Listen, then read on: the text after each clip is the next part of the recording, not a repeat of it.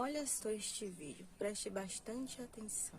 من الان رسیدم ترکیه، بازار بدبختی، اصلا حال رویم خوب نیست. همه رو دارن میکشن، بچه ها رو همه رو دارن میکشن. فقط کمک خارجی احتیاج داره. همه شاهزاده رو صدا میزنن، خارشونه بگوید هر کی غیر از این صدا میزنه. شاهزاده نیستش که، شاهزاده سمبل آزادیه. اصلا کاری به اسم شاهزاده نداره. مردم دوگانه ناجیه، برادر رو میکشن. بیرحمانه دارن چراغا رو خاموش کردن، هر کاری دلشون میخواد دارن میکنن. من پروازم کنسل شده بود از پروازهای خارجی تهران به خارج از ایران، خارجی ها همه کنسل شده. و بدبختی یه پرواز ایرانی پیدا کردم. حالا روی مثلا خوب نیست.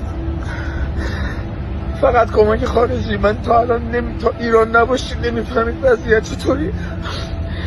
ترامپه هر کی هست، فقط کمک خارجی. چشم امید بچه ها همه به شما هست. این خارج از ایرانه.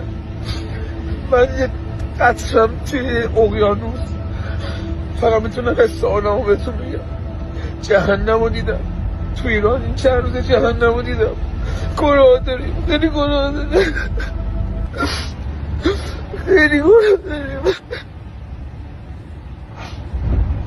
حقمونی نیست. فقط کمک خارجی. چجوری میشه ما کمک بگیریم؟ نمیدونم چطوری میتونیم وقتی کمک بگیریم. خود دارم غرقم میکنم تو سر.